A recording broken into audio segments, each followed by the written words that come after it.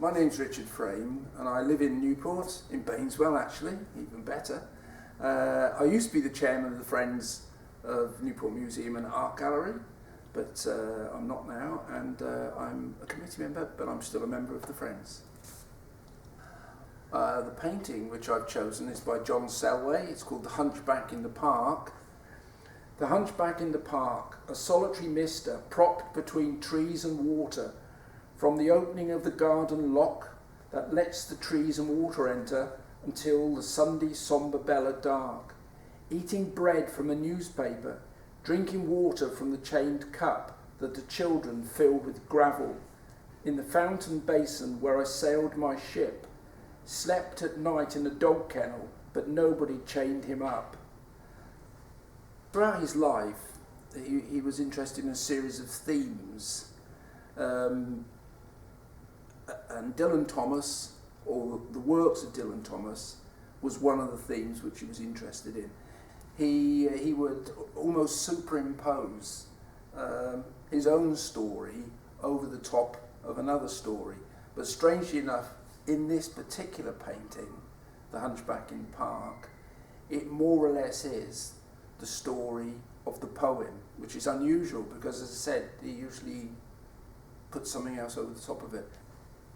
This one I liked immediately because it's the palette that John used, and I liked the way in which he would tell a story, and so all the things which I liked about his work was combined in this picture. And it was a few years later, when it was on the wall behind me, that I was actually in here with John himself. I managed to pin him down in front of this picture and talk about it, and he started to tell me about it, and it was then that I started to see all the other elements within the picture which I hadn't picked up on before. John went through every piece in the picture, explaining it, and it all related to the poem, and there was just one bit left, and I said, what's that? And there's a reclining figure in the middle with a pair of red swimming trunks on. And I thought, that's got absolutely nothing to do with Hunchback in the Park. And I said, well, what's this? And he said, well, that's Arnold Schwarzenegger. I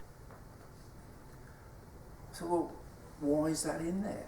He said, well, I had a newspaper cutting in the studio pinned up, and I just thought it might look good there. I thought, that's unbelievable, you know. So he just threw that in to confuse everybody, and I'm glad that I know that now, because that will reveal the mystery, and I'm explaining to everyone now that it's Arnie in the middle, and he just shoved it there because he wanted to. He has put other things in there. For example, in the blue, which you assume to be the sky, if you look over into the top, into the left-hand side of the painting, you look through the trees, you can see a little boat. And you think, well, what's that doing there? Because it's really, you'd think that was the sky, but actually, if you're up on the top in Swansea looking out, you've got the sea in front of you, and the horizon's quite high up. So you're actually kind of looking down, and I hadn't realised that from the picture, and he's put little boats in the distance. So there are all sorts of little elements in there. When you see the picture, the big picture, because it is such a big picture and it's in such good detail, you can see more than the prints. And there are things in there which are not too clear, like the three nurses. You have to sort of look between the trees. It's a bit like Where's Wally? There is so much going on. In fact, there's some dirty stuff going on as well, if you care to have a look, really, in some areas. So I challenge you to spot that